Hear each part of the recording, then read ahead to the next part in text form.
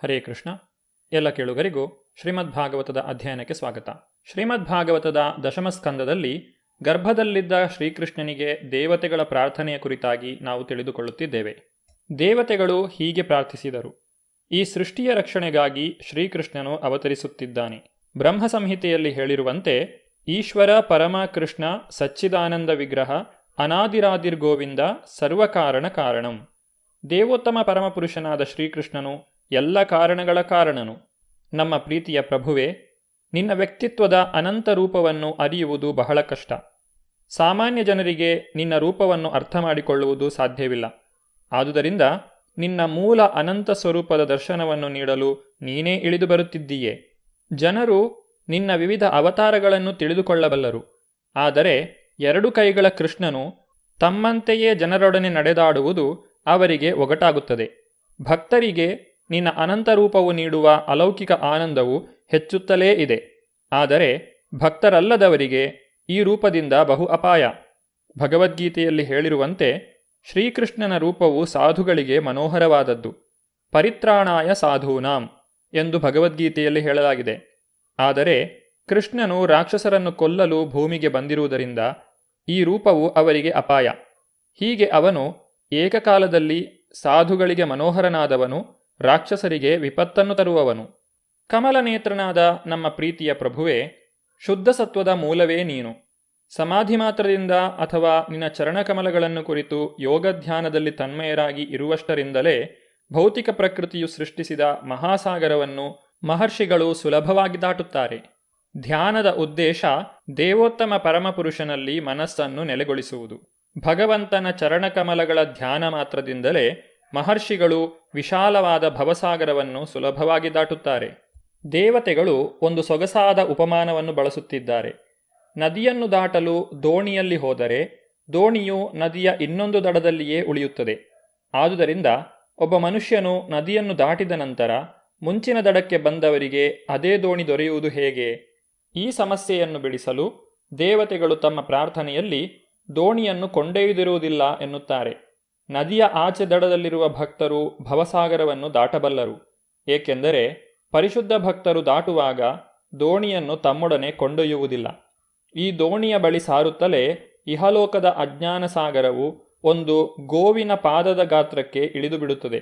ಆದ್ದರಿಂದ ಭಕ್ತರು ಇನ್ನೊಂದು ತೀರಕ್ಕೆ ದೋಣಿಯನ್ನು ಕೊಂಡೊಯ್ಯುವ ಅಗತ್ಯವೇ ಇಲ್ಲ. ಅವರು ಕೂಡಲೇ ದಾಟಿಬಿಡುತ್ತಾರೆ. ಮಹಾನ್ ಸಂತರಿಗೆ ಬದ್ಧ ಆತ್ಮಗಳ ವಿಷಯದಲ್ಲಿ ಗಾಢವಾದ ಅನುಕಂಪವಿದೆ. ಆದ್ದರಿಂದ ದೋಣಿಯು ಭಗವಂತನ ಚರಣಕಮಲಗಳ ಬಳಿಯೇ ಉಳಿದಿದೆ. ಅವನ ಚರಣಗಳನ್ನು ಮನುಷ್ಯನು ಯಾವಾಗಲಾದರೂ ಧ್ಯಾನಿಸಬಹುದು. ಇಹಜೀವನದ ಮಹಾಸಾಗರವನ್ನು ದಾಟಬಹುದು. ಧ್ಯಾನ ಎಂದರೆ ಭಗವಂತನ ಪಾದಾರವಿಂದಗಳಲ್ಲಿ ಮನಸ್ಸನ್ನು ದೃಢವಾಗಿ ನಿಲ್ಲಿಸುವುದು. ಚರಣಕಮಲಗಳು ದೇವೋತ್ತಮ ಪರಮಪುರುಷನನ್ನು ಸೂಚಿಸುತ್ತವೆ.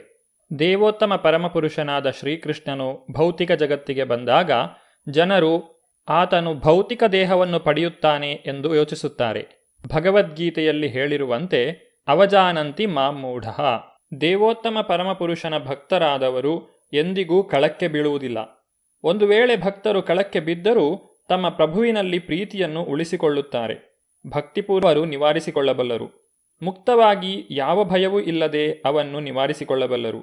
ತಮ್ಮ ಆತ್ಮಸಮರ್ಪಣೆಯಿಂದಾಗಿ ಶ್ರೀಕೃಷ್ಣನು ಸದಾ ತಮ್ಮನ್ನು ರಕ್ಷಿಸುತ್ತಾನೆ ಎಂದು ಅವರಿಗೆ ದೃಢವಿಶ್ವಾಸವಿದೆ.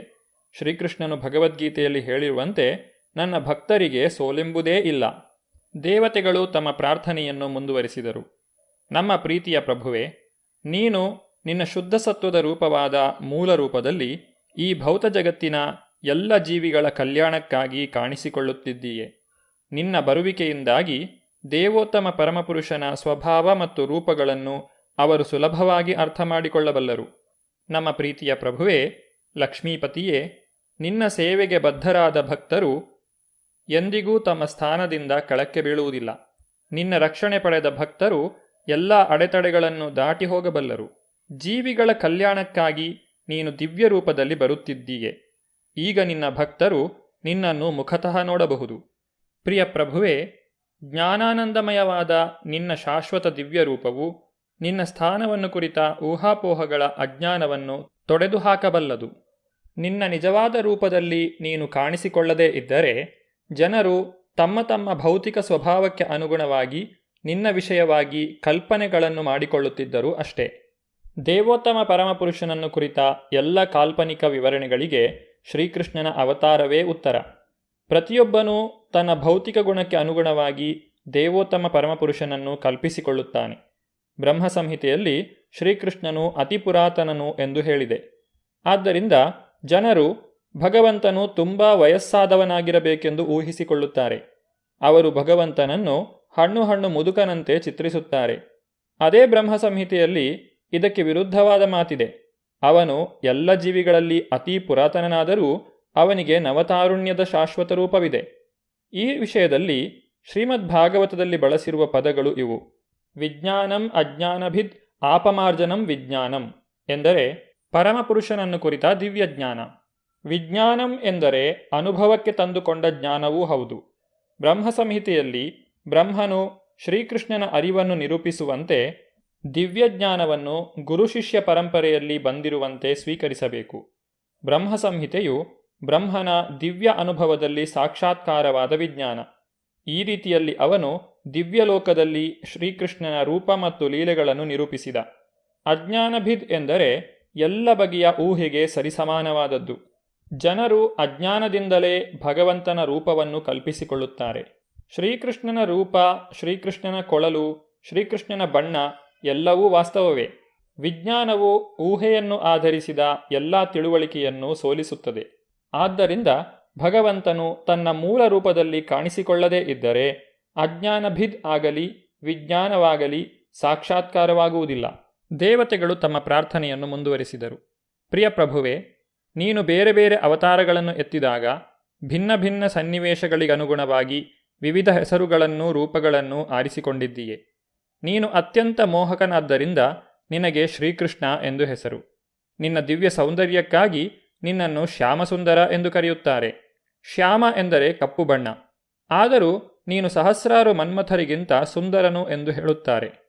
ಕಂದರ್ಪ ಕೋಟಿ ಕಮನೀಯ ವಿಶೇಷ ಶೋಭಂ.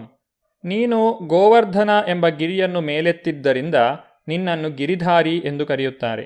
ನಿನ್ನ ಭಕ್ತಿಪೂರ್ವಕ ಸೇವೆಯಲ್ಲಿ ನಿರತನಾದಂತಹ ವ್ಯಕ್ತಿಯು ನಿನ್ನ ಪರಿಪೂರ್ಣ ಸ್ವಭಾವ, ದಿವ್ಯರೂಪ, ಹೆಸರು ಮತ್ತು ಗುಣಗಳನ್ನು ಅರ್ಥ ಮಾಡಿಕೊಳ್ಳಬಲ್ಲನು. ವಾಸ್ತವವಾಗಿ ನಿನ್ನ ಚರಣಕಮಲಗಳ ಸೇವೆಯಲ್ಲಿ ಅಭಿರುಚಿ ಇರುವವನು ನಿನ್ನ ದಿವ್ಯ ಸ್ವಭಾವವನ್ನು ಅಥವಾ ನಾಮ ಗುಣಗಳನ್ನು ಅರಿಯಬಲ್ಲನು. ಭಕ್ತರಲ್ಲದವರು ದೇವೋತ್ತಮ ಪರಮಪುರುಷನಾದ ಶ್ರೀಕೃಷ್ಣನನ್ನು ಅರ್ಥ ಮಾಡಿಕೊಳ್ಳಲಾರರು. ಏಕೆಂದರೆ ಶ್ರೀಕೃಷ್ಣನ ವಾಸ್ತವ ಸ್ವರೂಪವನ್ನು ಯೋಗಮಾಯೆಯ ತೆರೆಯು ಮುಚ್ಚಿರುತ್ತದೆ. ಭಗವದ್ಗೀತೆಯಲ್ಲಿಯೇ ದೃಢಪಡಿಸಿರುವಂತೆ ನಾಹಂ ಪ್ರಕಾಶ ಸರ್ವಸ್ಯ. ಎಲ್ಲರಿಗೂ ಭಗವಂತನನ್ನು ನೋಡಲು ಸಾಧ್ಯವಿಲ್ಲ. ಶ್ರೀಕೃಷ್ಣನು ಅವತರಿಸಿ ಬಂದಾಗ ವಾಸ್ತವವಾಗಿ ಕುರುಕ್ಷೇತ್ರದ ರಣರಂಗದಲ್ಲಿ ಎಲ್ಲರೂ ಅವನನ್ನು ಕಂಡರು. ಆದರೆ ಆತನೇ ದೇವೋತ್ತಮ ಪರಮಪುರುಷ ಎಂದು ಎಲ್ಲರಿಗೂ ಅರ್ಥವಾಗಲಿಲ್ಲ. ಆದರೂ ಅವನ ಸನ್ನಿಧಿಯಲ್ಲಿ ಮರಣ ಹೊಂದಿದವರೆಲ್ಲ ಇಹಲೋಕದ ಬಂಧನದಿಂದ ಮುಕ್ತರಾಗಿ ಆಧ್ಯಾತ್ಮಿಕ ಜಗತ್ತಿಗೆ ಸಾಗಿ ಹೋದರು. ಭಗವಂತನು ಪರಿಪೂರ್ಣನಾದ್ದರಿಂದ ಅವನ ನಾಮ ಮತ್ತು ರೂಪಗಳಲ್ಲಿ ವ್ಯತ್ಯಾಸವಿಲ್ಲ. ಭೌತ ಜಗತ್ತಿನಲ್ಲಿ ನಾಮರೂಪಗಳಲ್ಲಿ ವ್ಯತ್ಯಾಸವುಂಟು. ಮಾವಿನ ಹಣ್ಣು ಮಾವು ಎನ್ನುವ ಹೆಸರಿನಿಂದ ಭಿನ್ನವಾದದ್ದು. ಮಾವು ಮಾವು ಎಂದು ಜಪಿಸುವುದರಿಂದ ಮಾವಿನ ಹಣ್ಣಿನ ರುಚಿಯನ್ನು ಸವಿಯಲು ಸಾಧ್ಯವಿಲ್ಲ. ಆದರೆ ಪ್ರಭುವಿನ ನಾಮರೂಪಗಳಲ್ಲಿ ವ್ಯತ್ಯಾಸವಿಲ್ಲ ಎಂದು ತಿಳಿದ ಭಕ್ತನು ಹರೇ ಕೃಷ್ಣ ಕೃಷ್ಣ ಕೃಷ್ಣ ಹರೇ ಹರೇ, ಹರೇ ರಾಮ ರಾಮ ರಾಮ ಹರೇ ಹರೇ ಎಂದು ಜಪ ಮಾಡುತ್ತಾನೆ ಮತ್ತು ತಾನು ಸದಾ ಕೃಷ್ಣನೊಡನೆ ಇದ್ದೇನೆ ಎನ್ನುವುದನ್ನು ಅರ್ಥ ಮಾಡಿಕೊಳ್ಳುತ್ತಾನೆ. ಪರಮಪ್ರಭುವಿನ ಪರಿಪೂರ್ಣ ಅರಿವಿನ ದಿಕ್ಕಿನಲ್ಲಿ ಹೆಚ್ಚು ದೂರ ಸಾಗಿಲ್ಲದವರಿಗಾಗಿ ಶ್ರೀಕೃಷ್ಣನು ತನ್ನ ದಿವ್ಯ ಲೀಲೆಗಳನ್ನು ತೋರುತ್ತಾನೆ. ಅವರು ಭಗವಂತನ ಲೀಲೆಗಳನ್ನು ಯೋಚಿಸುವ ಮಾತ್ರದಿಂದಲೇ ಫಲವನ್ನು ಪಡೆಯಬಹುದು. ಪ್ರಭುವಿನ ದಿವ್ಯ ನಾಮ ಮತ್ತು ರೂಪಗಳಲ್ಲಿ ವ್ಯತ್ಯಾಸ ಇಲ್ಲದೇ ಇರುವುದರಿಂದ ಭಗವಂತನ ದಿವ್ಯ ಲೀಲೆಗಳಲ್ಲಿಯೂ ರೂಪದಲ್ಲಿಯೂ ವ್ಯತ್ಯಾಸವಿಲ್ಲ. ಸದಾ ಶ್ರೀಕೃಷ್ಣನ ದಿವ್ಯ ಚರಣ ಕಮಲಗಳನ್ನೇ ಯೋಚಿಸುತ್ತಾ ಸಂಪೂರ್ಣ ಕೃಷ್ಣ ಪ್ರಜ್ಞೆಯಲ್ಲಿ ಭಕ್ತಿಪೂರ್ವಕ ಸೇವೆಯಲ್ಲಿ ನಿರತರಾದ ಪರಿಶುದ್ಧ ಭಕ್ತರು ಭೌತ ಜಗತ್ತಿನಲ್ಲಿದ್ದಾರೆ ಎಂದು ಪರಿಗಣಿಸಲೇಬಾರದು. ದೇಹ, ಮನಸ್ಸು ಮತ್ತು ಚಟುವಟಿಕೆಗಳಿಂದ ಸದಾ ಕೃಷ್ಣ ಪ್ರಜ್ಞೆಯಲ್ಲಿ ಭಕ್ತಿಪೂರ್ವಕ ಸೇವೆಯಲ್ಲಿ ನಿರತರಾದವರು ಭೌತಿಕ ದೇಹವನ್ನು ಹೊಂದಿದ್ದರೂ ಅವರನ್ನು ಮುಕ್ತರೆಂದೇ ಪರಿಗಣಿಸಬೇಕು. ಭಗವಂತನ ಭಕ್ತಿಪೂರ್ವಕ ಸೇವೆಯಲ್ಲಿ ನಿರತರಾದವರು ಐಹಿಕ ಜಗತ್ತಿನ ಸ್ಥಿತಿಯನ್ನು ಆಗಲೇ ಮೀರಿರುತ್ತಾರೆ. ಬದುಕಿನ ಪರಮಗುರಿಯನ್ನು ಸಾಧಿಸಲು ಶ್ರೀಕೃಷ್ಣನು ಭಕ್ತರಿಗೂ ಭಕ್ತರಲ್ಲದವರಿಗೂ ಅವಕಾಶವನ್ನು ನೀಡುವಂತೆ ಕಾಣುತ್ತದೆ.